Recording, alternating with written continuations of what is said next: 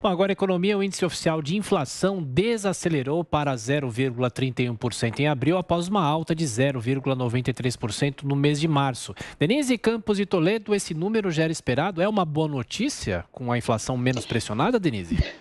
Bom, desacelerar, você viu uma boa notícia, né, Tiago? Porque a gente teve muito tempo aí de inflação muito pressionada, teve uma mudança aí na composição que já era mais ou menos esperada, se contava com uma deflação do item aí, transportes, puxado pela queda dos preços dos combustíveis. E aí nós tivemos o primeiro recuo da gasolina depois de 10 meses consecutivos de alta. Então, teve esse recuo agora, né, acabou colaborando, foi o item que levou essa desaceleração em relação ao mês anterior, só que veio um dado aí em alta que não é muito favorável, que é a questão de alimentação.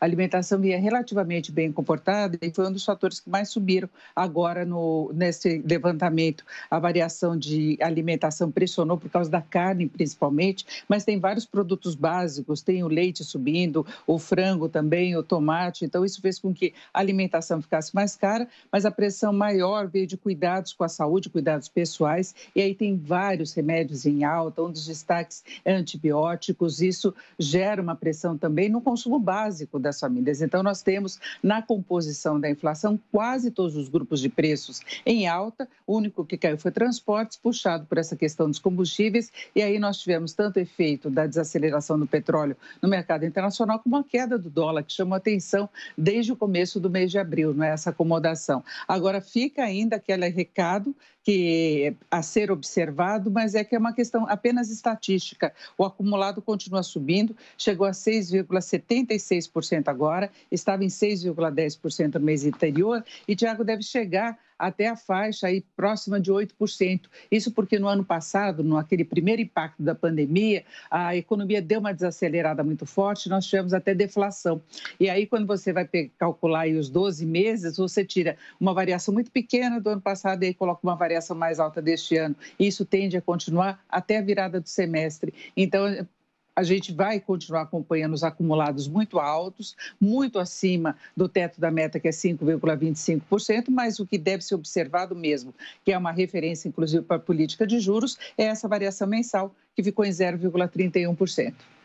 O Denise, hoje saiu a ata do Copom relativa à reunião da semana passada, que teve a elevação dos juros, e alguma sinalização sobre o que pode acontecer nas próximas reuniões?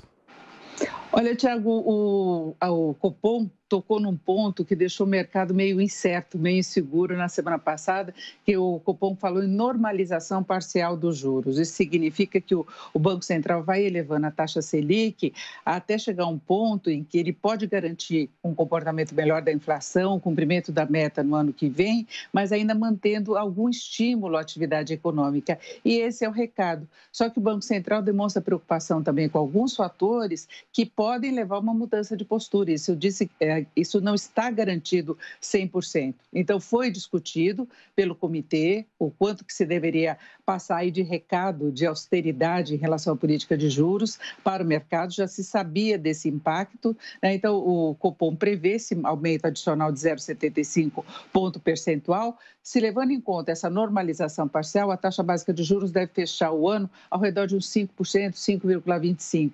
Se fosse a normalização total mesmo, a gente voltar a ter juro real, a taxa básica chegaria possivelmente à faixa dos 6%, que é prevista só no ano que vem. Então, agora é acompanhar. O Banco Central chamou atenção no âmbito doméstico para a questão fiscal, que continua causando muita preocupação, a evolução de contas públicas, o gerenciamento das pressões de gastos, o avanço da agenda de reformas, e do exterior podem vir pressões por causa da retomada da atividade econômica, que pode levar o mercado externo a trabalhar com perspectiva de elevação dos juros. Isso está ocorrendo principalmente nos Estados Unidos e ontem já mexeu muito com o humor do mercado, né? Então, o mercado externo tem observado muito a evolução da economia americana, a recuperação forte, que de repente pode levar o Banco Central de lá, o Federal Reserve, a elevar os juros, o que seria desfavorável para países emergentes como o Brasil. Agora, em princípio, é isso. Vem mais 0,75 ponto de aumento na reunião do Copom no mês de junho.